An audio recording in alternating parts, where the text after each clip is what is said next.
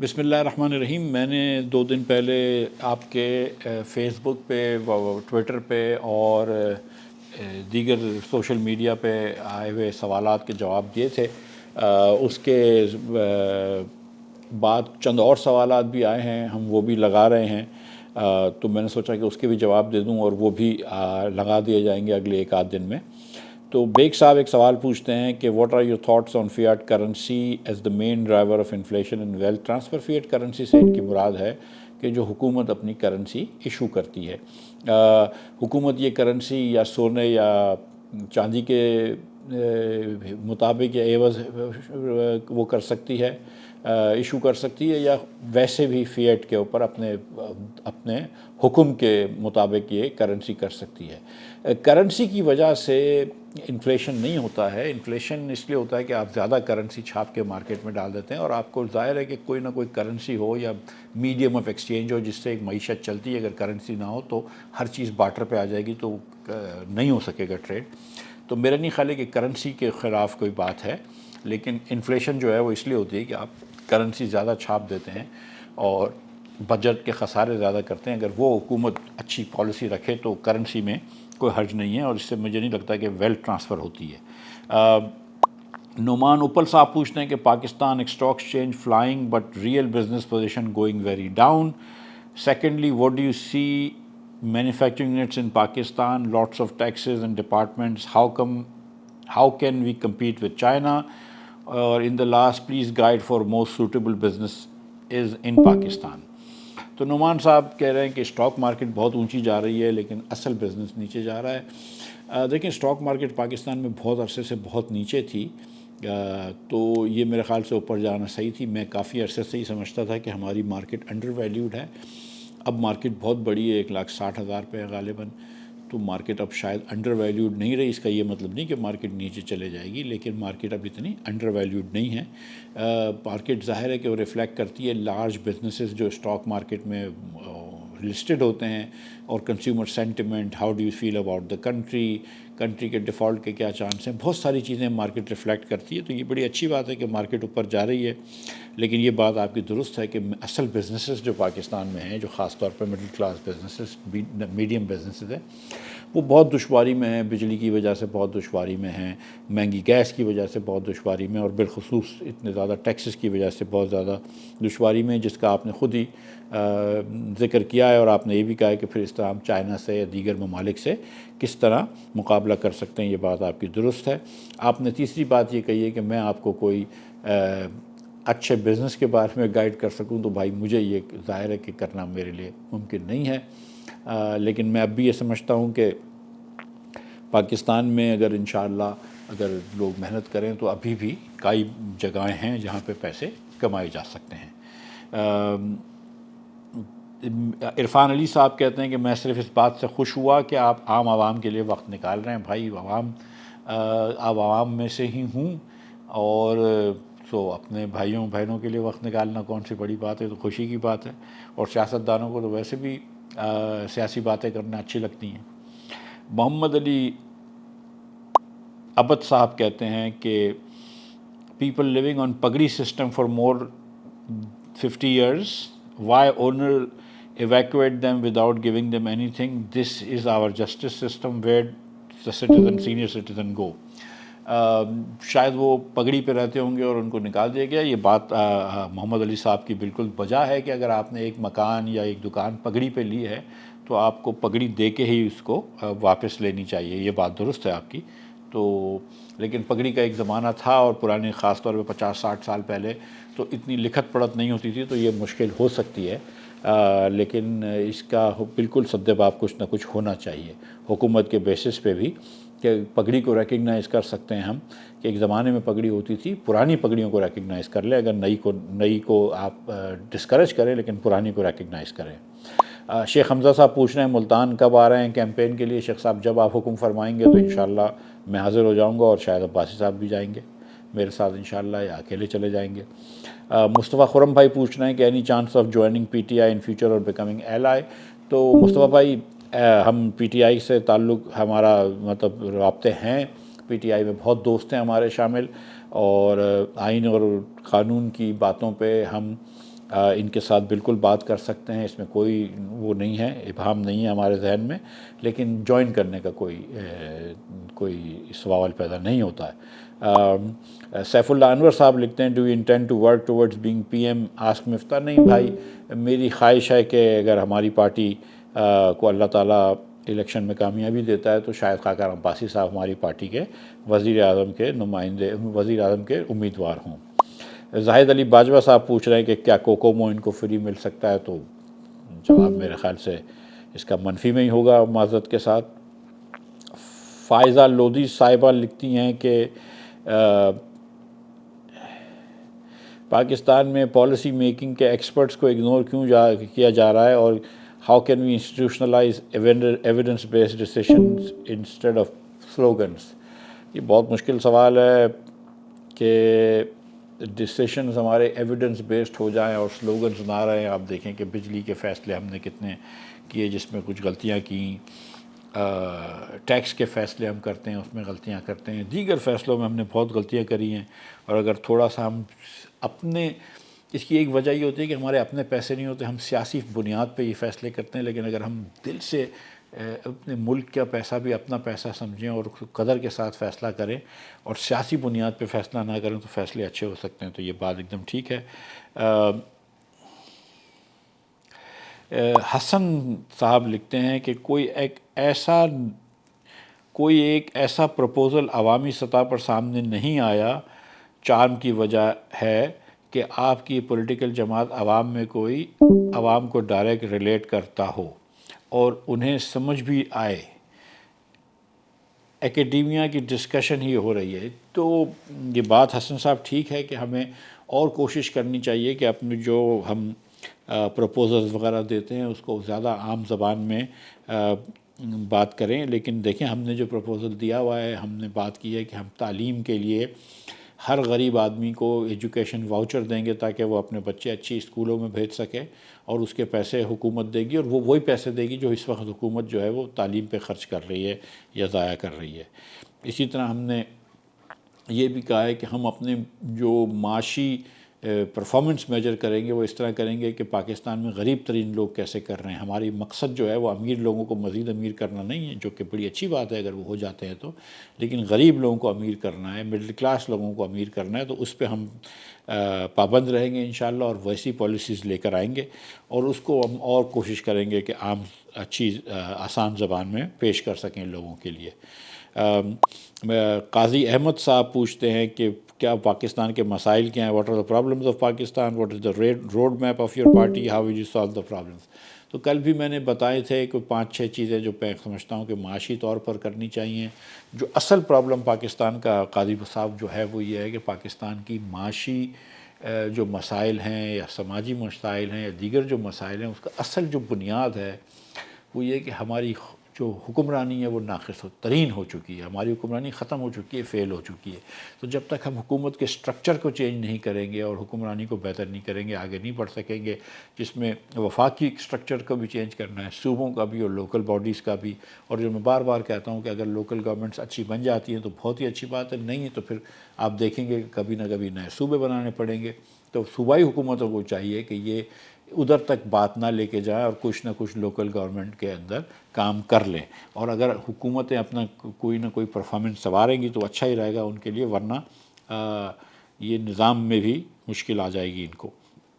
تو ہمارا یہ خیال ہے کہ سب سے پہلے حکمرانی ناقص ہو گئی ہے، اس کو چینج کریں، باقی پھر اس کے بعد بہت ساری چیزیں ہو سکتی ہیں جس کا میں نے ذکر کیا، NFC ایوارڈ چینج کرنا ہے، ٹیکس ریٹس کم کرنے ہیں، بجلی کی نرخیں کم کرنی ہیں، نجکاری بہت تیزی سے کرنی ہے، حکومت کا ہدف، حکومت کا جو فٹ پرنٹ ہے اس کو چھوٹا کرنا ہے، بہت ساری اور چیزیں ہیں کہ جس کو ہم بہتر کر سکتے ہیں۔ مگر پھر بھی میں نے جو اس دن بھی گزارش کی تھی کہ تعلیم اور صحت پر جب تک ہم وہ نہیں دیتے، زور نہیں دیتے، تو ملک لانگ ٹرم آگے نہیں جا سکتا، اور شارٹ ٹرم جو ہے وہ غربت دور کرنے کے لیے بے روزگاری ہم کو دور کرنی پڑے گی، اور غربت کا دور ہٹنے کا، بے روزگاری کو دور کرنے کا سے اچھا کوئی طریقہ نہیں ہوتا۔ اور اس ملک میں جو سب سے نمبر 1 مسئلہ ہے وہ یہی ہے معاشی فیلڈ کے اندر کہ ہمارے پاس روزگار کے مواقع کم ہیں، ہم کو ہمارے بچوں کے لیے اور روزگار کے مواقع چاہیے، اور ظاہر ہے کہ سماجی طور پہ میں سمجھتا ہوں کہ ہم کو پاپولیشن گروتھ پہ بھی کنٹرول کرنا چاہیے۔ رمیز غوثی صاحب پوچھتے ہیں کہ is it possible to create a gap between petrol and high octane, for example petrol at 200 rupees and high octane at 340 350؟ Yes it's possible, اگر آپ ہائی آکٹین کے اوپر پی ڈی ایل زیادہ کر دیں اور پیٹرول کے اوپر کم کر دیں تو گیپ بالکل ممکن ہے۔ اگر بہت گیپ کر دیں گے تو ہائی آکٹین والے جو ہیں وہ پیٹرول پہ سوئچ ہو سکتے ہیں۔ یہ اور پوچھ رہے ہیں کہ کیا یہ کر سکتے ہیں سلیب کے 100 روپے، 100 یونٹ تک 10 روپے، 200 یونٹ تک 20 روپے، 300 یونٹ تک 30 روپے، 400 یونٹ تک 40 روپے اور پھر اس کے بعد 70 روپے یونٹ ہو؟ میں سمجھتا ہوں کہ رمیز بھائی، بجلی کی جو نرخ کے جو اسٹرکچر ہے نا وہ ہم نے آج تک وہی رکھا ہوا ہے جیسا کہ پہلے تھا جب ہمارے پاس بجلی کی شارٹیج تھی۔ تو ہم کو تو پہلے سے 100 یونٹ کا ہونا ہی نہیں چاہیے، ہمارا پہلا 200 یونٹ کا بریکٹ ہونا چاہیے اور اس میں variable cost strictly fuel cost meet کرنی چاہیے، اس کے اوپر کچھ بھی نہیں۔ اس کے بعد ہم کو 200 یونٹ کے بعد ہم کو ایوریج فیول کاسٹ میٹ کرنی چاہیے اور 300 یونٹ کے بعد ہم کو اس کی بغیر ٹرانسفر کے ہم کو اس کی فکس کیپیسٹی کاسٹ میٹ کرنی چاہیے، جو میرے خیال سے 34 روپے بنتی ہے۔ 300 یونٹ کے اوپر آپ نے 40 روپے لکھا ہے، میں تو 34 سمجھتا ہوں یہی ہونی چاہیے۔ تو اس کے بعد ہم بجلی جو ہے وہ کوشش کر کے زیادہ سے زیادہ بیچنی چاہیے اور پیک وغیرہ کے ریٹ کم کر دینا چاہیے۔ پیک کی بالکل ضرورت نہیں ہے ہم کو، پیک پرائسنگ کی۔ تو اس سے ہم بہتر کر سکتے ہیں اللہ نے چاہا تو، لیکن بجلی کی پالیسی میں ہماری پالیسی میں ہی بہت گڑبڑ ہے اور نجکاری بھی کرنی چاہیے تاکہ یہ جو آئے دن جو سرکولر ڈیٹ ہوتا ہے اور دوسرے جو نقصانات ہوتے ہیں اس سے بچیں۔ ابھی بھی آپ دیکھیں کہ جو سرکولر ڈیٹ تھا اس کا نقصان مجھ پہ اور آپ پہ آیا ہے، 3 روپے 23 پیسے ہر بجلی کے یونٹ پہ ہم کو زیادہ دینے پڑیں گے کیونکہ پچھلے ادوار میں آج تک سرکولر ڈیٹ ہوتا رہا۔ تو یہ دیکھیں نا، کسی اور کی انیفیشنسی ہوتی ہے لیکن ذمہ تو میرا اور آپ کا ہی ہے ٹیکس کے اندر ہے یا نرخوں میں، بجلی کے نرخوں میں۔ اکمل من اللہ صاحب لکھتے ہیں کہ کوئی ڈاکٹر علی ہاشم صاحب ہیں جو 30 سال سے ورلڈ بینک میں کام کرتے ہیں، ابھی آج کل ریٹائرڈ ہیں اور انہوں نے کچھ ٹیکسیشن پہ کچھ آئیڈیاز ہیں، ان کے کچھ پیپر ہے۔ اکمل صاحب آپ مجھے اس کا لنک بھیج دیجئے یا پیپر بھیج دیجئے، میں بڑی خوشی سے وہ پڑھ لوں گا اور اس سے انشاءاللہ تعالی کچھ نہ کچھ مجھے فائدہ ہوگا۔ تو یہ بڑا اچھا کار خیر ہوگا آپ کا، شکریہ آپ کا۔ محمد بٹ صاحب پوچھتے ہیں کہ آپ کی روپے ڈالر کی پیرٹی کے بارے میں کیا خیال ہے؟ Will P K R remain stable against the US dollars? بھائی پی کے آر کس طرح اسٹیبل رہے گا یا نہیں رہے گا اس کا تو مجھے پر نہیں پتہ، یہ تو اللہ ہی جانتا ہے، مارکیٹ کے اوپر ہوتا ہے، بہت ساری چیزیں مارکیٹ میں ہوتی ہیں۔ میرا اپنا ذاتی یہ خیال ہے کہ آج کچھ دنوں پہلے بہت زیادہ فرق ہو گیا تھا اوپن مارکیٹ اور کرب ریٹ کے اندر اور جو انٹر بینک ریٹ میں، اب تھوڑا فرق کم ہوا ہے۔ آپ جانتے ہیں کہ اسٹیٹ بینک کافی ڈالر خرید رہی ہے مارکیٹ سے قرض بھرنے کے لیے اور IMF کے IMF کے وہ پورا کرنے کے لیے، IMF کی جو ریکوائرمنٹس ہوتی ہیں وہ اسٹرکچرل بینچ مارکس وغیرہ، لیکن ایٹ دا سیم ٹائم ہمارا انٹرسٹ ریٹس ہائی ہونے کی وجہ سے امپورٹ کی ڈیمانڈ بھی کم ہے، جس کی وجہ سے ڈالر کی ڈیمانڈ بھی تھوڑی سلو ہے۔ یہ بہت ساری چیزیں عوامل شامل ہوتے ہیں روپے کی اور قیمت پہ، تو اس پہ مجھے کچھ بھی کہنا کہ کیا پیرٹی ہونی چاہیے، فیوچر میں کیا ہوگا، یہ بڑا مشکل ہے۔ Short term policy measures to stabilize the economy for the most part is stabilize, لیکن گروتھ لانے کے لیے آپ کو انٹرسٹ ریٹس کم کرنے ہوں گے، گروتھ لانے کے لیے آپ کو بالخصوص ٹیکس ریٹس کم کرنے پڑیں گے، حکومت کے خسارہ کم کرنا پڑے گا اور اس کے اوپر کام کرنا پڑے گا۔ NFC ایوارڈ سے پہلے کوئی بھی چیز نہیں ہو سکتی، یہ کرنا بہت ضروری ہے۔ ذیشان بھائی لکھتے ہیں، ذیشان خان صاحب کہ the economy was worst during your tenure، مطلب میرے زمانے میں معیشت سب سے بری تھی۔ ذیشان بھائی یہ بات فیکچولی ٹھیک نہیں ہے، اس وقت انفلیشن بھی کم تھا، اس کے بعد 24% اور 38% گیا تھا، اس وقت سے بعد گروتھ بھی سلو ہوئی ہے، تو یہ بات فیکچولی ٹھیک نہیں ہے، لیکن ظاہر ہے کہ ہاں آپ کا اپنا اس پہ ایک ٹیک ہے جو بالکل آپ لے سکتے ہیں۔ پاکستان کی اکانومی کا کیا مسئلہ درپیش ہے، یہ ٹھیک کیسے ہوگی، آسان الفاظ میں بتائیے، یہ شہباز بھائی پوچھتے ہیں۔ شہباز بھائی یہ بات میں ابھی تھوڑی دیر پہلے کر چکا ہوں کہ معیشت کا مسئلہ جو ہے وہ گورننس اور کس طرح ٹھیک ہوگی۔ احمد علی سنگھی صاحب نے سوال پوچھا ہے کہ Pakistan has relied repeatedly on IMF programs, given your IMF experience in ministerial terms, what structural reforms would you insist that are politically feasible in the next 2 years to reduce dependency on external bailouts؟ Ahmed بھائی لیکن یہ جو آپ نے word لکھا نا politically feasible, اس کو اپنی ڈکشنری سے ہم کو نکالنا پڑے گا. اگر آپ صرف پولیٹیکلی فیزیبل چیزیں ہی کرتے رہیں گے تو پھر یہی حال ہوگا جو ہوا ہے. ہم کو تھوڑا سا اپنی بہادری دکھانی پڑے گی اور ملک کے حق میں بھی کچھ کرنا پڑے گا. ہر چیز پولیٹیکلی فیزیبل ہی کرنے جائیں گے تو پھر یہی رہ جائے گا جو ابھی کھڑے ہیں. جو میں نے آپ سے گزارش کری کہ آپ کو آئی ایم ایف سے جان چھڑوانی ہے تو آپ آئی این ایف سی ایوارڈ کم کر دیں، صوبوں کو کم پیسے دیں، آپ پرائیویٹ سکولنگ شروع کروا دیں، صوبوں کے اخراجات کم کریں، وفاق کے اخراجات کم کریں، ٹیکس ریٹس کم کریں، گروتھ بڑھنے دیں، ایکسپورٹس کے اوپر ٹیکس کم کر دیں، یہ سب بجلی کی چیزیں نجکاری کر دیں. یہ سب چیزیں کریں گے، خود اچھی طرح گورن کر لیں گے تو آپ کو آئی ایم ایف کی ضرورت نہیں پڑے گی. لیکن اگر آپ بچوں کی طرح گورن کرتے رہیں گے، غلطیاں کرتے رہیں گے، تو پھر آپ کو کوئی اور پیسے نہیں دے گا اور آئی ایم ایف کے پاس آپ کو جانا پڑتا ہے. سنگی صاحب نے ایکچولی ان کا یہاں پہ تو ایک ہی پرنٹ ہے سوال، لیکن میں نے دیکھا تھا کہ سنگی صاحب نے بہت سارے سوال پوچھے تھے، تو میں اس کا اگر دیکھ لیتا ہوں، اگر ان کے کہیں مجھے ہاں سنگی صاحب پوچھ رہے تھے کہ what are 3 specific tax base exemption اور expansions you would remove first to raise revenue. Sangi صاحب مسئلہ پاکستان میں اس وقت ریونیو کا نہیں ہے. مسئلہ یہ نہیں ہے کہ ہم کو زیادہ سے زیادہ ٹیکس لینا ہے، مسئلہ یہ کہ ہماری 3 سال سے گروتھ نہیں آ رہی ہے، 3 سال سے ہم غریب ہو رہے ہیں. تو میرا جو پہلا کام ہے وہ میں ٹیکس کم کر دوں گا اور اخراجات کم کروں گا تاکہ ڈیفیسٹ نہیں پڑے. اور اس کے اندر میں سمجھتا ہوں کہ ایکسپورٹس کے اوپر بھی ٹیکس کم کرنے چاہیے، اور خاص طور پہ سیلری کلاس لوگوں کے اوپر جو ایک ظالمانہ ٹیکس ہے 38.15%، وہ کم کرنا چاہیے. یہ پوچھا ہے سنگی صاحب نے کہ عوام پاکستان جو ہے وہ positions itself as open and pro middle class, how will you recruit grass root organizations not just elite, and how will you fund party ethically and transparently. Sangi صاحب ابھی تک تو ہم نے کسی سے فنڈنگ نہیں لی، اپنے خود وسائل سے ہی کر رہے ہیں. ہم تھوڑے تھوڑے پیسے خود ہی جمع کرتے ہیں آپس میں اور کام کر لیتے ہیں. آپ دیکھیں کہ ہم نے بنیر کے اندر جا کے ایک ٹرک لوڈ آف چیزیں بھیجی ہیں، ہم نے سوات میں بھیجی ہیں، کئی فیملیوں کو ہم نے بلینکٹس دیے ہیں، راشن دیے ہیں. یہ جو ابھی جو سیلاب وغیرہ آئے ہیں پنجاب میں بھی اب کرنے لگے ہیں، تو یہ سب ہم نے اپنے وسائل سے کریں. اللہ کی مہربانی سے ہم نے کسی باہر والے سے پیسے نہیں مانگے، اور پارٹی کے اندر تو ہم نے بالکل آج تک کسی سے باہر والے سے پیسے نہیں مانگے، اپنے وسائل سے کر رہے ہیں. تو کس طرح مڈل کلاس کو اٹریکٹ کریں گے؟ تو وہ کہتے ہیں نا، سنا سنا کہ غم عشق کے فسانے کو لگا رہا ہوں تیری راہ پہ زمانے کو. تو میں بھی غم عشق کا فسانہ سناتا ہوں، تو انشاءاللہ عوام پاکستان کی راہ پہ لوگ لگیں گے. تو یہ سوالات تھے احمد سنگی صاحب کے. اگلا سوال ہے سید اسد حیدر صاحب کا، اور وہ کہتے ہیں کہ I look forward to your response. Pakistan has not been a very business friendly country, particularly for small size companies, despite paying substantial taxes including 5% income tax, 18% GST, and sometimes 10% of total invoice value if you sell at low profit margin. We also pay municipal taxes, professional taxes. However, in return we receive inadequate service and little to no respect or support from government.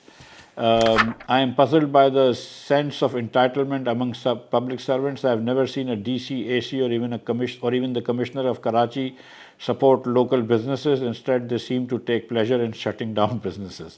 What vision do you have for your party and yourself over the next 4 years? Asad بھائی، بات آپ کی درست ہے کہ ہمارے جو افسران ہیں، جو بیوروکریسی ہے، وہ اپنے یہ ذمہ داری نہیں سمجھتی کہ وہ کاروبار کو فروغ دیں، بلکہ اس کے کوئی اس میں انٹرسٹ نہیں ہے. تو یہ بات آپ کی بالکل درست ہے، میں آپ سے ایگری کرتا ہوں. اور اتنا جب ٹیکس لگاتے ہیں، 60% آپ کمپنی سے ٹیکس لیتے ہیں، 50% آپ بزنس والوں سے، اور 40% نوکری پیشہ لوگوں سے، تو اس کے سامنے ایسی کوئی چیز نہیں دیتے ہم اپنے ملک کے اندر. تو یہ جو عمرانی معاہدہ ہوتا ہے عوام کے درمیان اور حکومت کے درمیان، تو عوام سے تو آپ ساری چیزیں لے رہے ہیں، حکومت کچھ بھی نہیں دے رہی. تو اس کے درمیان کوئی ہم کو وائے میڈیا نکالنا پڑے گا. آپ کی بات درست ہے، اور ہم یہی سمجھ رہے ہیں، بار بار کہہ رہے ہیں کہ حکومت کو چھوٹا کرو، حکومت کے اخراجات کم کرو، اور ٹیکس ریٹس کم کرو. کیونکہ 3 سال سے پاکستان غریب ہو رہا ہے، ہم ہیومن ڈیولپمنٹ میں بھی پیچھے جا رہے ہیں. حکومت کوئی سروسز تو پرووائڈ نہیں کرتی نا، ہم کو حکومت کوئی چیز تو دیتی نہیں، نہ حکومت کی وجہ سے صحت ٹھیک ہوتی ہے، نہ تعلیم صحیح ہوتی ہے. یہ تو لوگ اپنے اخراجات سے کچھ کرتے ہیں. تو ان کے پیسے تو اتنے نہ لے لو، تھوڑے کم لو، ہم یہ کہہ رہے ہیں. تو جس سے لوگوں کی جو تھوڑے سے حال جو ہے وہ بہتر ہو جائیں گے. جاوید اختر خان صاحب پوچھتے ہیں کہ why Pakistan government is lacking digital transformation by introducing digital land records, governance, online dispensation of digital one window operations, etc. How does Awam Pakistan Charter include this and what prospect does it see for Pakistan? یہ بات آپ کی یہاں تک ایک دم صحیح ہے کہ لینڈ ریکارڈز کو ڈیجیٹلائز کرانا چاہیے. کچھ صوبوں میں اس کے اوپر کام ہوا ہے, مزید کام ہونے کی ضرورت ہے, اور یہ بات 100% جو ہے اس سے بہت سارے ہمارے مسائل ختم ہو جائیں گے, اور خاص طور پہ غریب لوگوں کو اور کسانوں کو جو ہے وہ بینکنگ کی فیسلٹی مل جائے گی اگر ہم لینڈ ریکارڈز کو ڈیجیٹلائز کرا کے پکے کر لیں. ہمارا عوام پاکستان کا بالکل یہ خیال ہے کہ یہ جو آرٹیفیشل انٹیلیجنس کا دور آ گیا ہے تو ہم کو ساری چیزیں ہم نے ڈیجیٹائز کرانی چاہیے. تو میں آپ سے ایگری کرتا ہوں. یہ ہیر بلوچ صاحب پوچھتے ہیں یا صاحبہ پوچھتی ہیں کہ یہ پاکستان اسٹاک ایکسچینج میں تیزی کے بارے میں آپ کی کیا رائے ہے, اس پر انویسٹ کرنا چاہیے؟ انویسٹمنٹ تو کا مشورہ تو میں آپ کو فیس بک پہ نہیں دوں گا یا یوٹیوب پہ یا ٹویٹر پہ, لیکن اسٹاک مارکیٹ بڑھ رہی ہے اور میں اس پہ کیا کہہ سکتا ہوں. مطلب میرا خود بھی انویسٹمنٹ ہے, باقی آپ بہتر سمجھتے ہیں اسٹاک مارکیٹ میں. اس کے بعد فاروق عباسی لکھتے ہیں کہ how can government fix hawala issue as some expert سے it may be used to send more remittance than the legal system. یہ بات درست ہے کہ حوالے سے پاکستان میں پیسے آتے ہیں, اور جب حوالے کا انٹر بینک کا اور اوپن مارکیٹ کا ریٹ فرق ہو جاتا ہے تو حوالہ جو ہے وہ تھوڑا سا اور پروان چڑھتا ہے. اس کا ریٹ کم سے کم رکھیں تو حوالہ جو ہے وہ خود بخود کم سے کم ہو جاتا ہے. اور آخر میں دانیال خالد صاحب یہ پوچھتے ہیں کہ آئی ایم ایف کے علاوہ اس وقت ہمارے پاس کوئی اور چارہ ہے مستقبل اگر آپ وزیر بنتے ہیں تو زراعت اور سیاحت کو کیسے فروغ دیں گے؟ آئی ایم ایف کے علاوہ دانیال بھائی اس وقت معذرت کے ساتھ, افسوس کے ساتھ, کوئی اور چارہ نہیں ہے.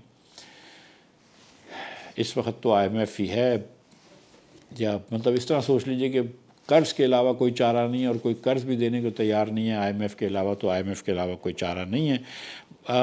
زراعت میں سمجھتا ہوں سب سے زیادہ ضروری ہے ہمارے ملک کے لیے. ہم اس کو زرعی ملک تو کہتے ہیں, لیکن کبھی آئے دن ہمارے پاس کبھی کپاس بھی کم ہو جاتی ہے. جو ہم 10 سال 15 سال پہلے 20 سال پہلے جو کپاس پیدا کرتے تھے اتنی بھی کپاس ابھی نہیں پیدا کر سکتے.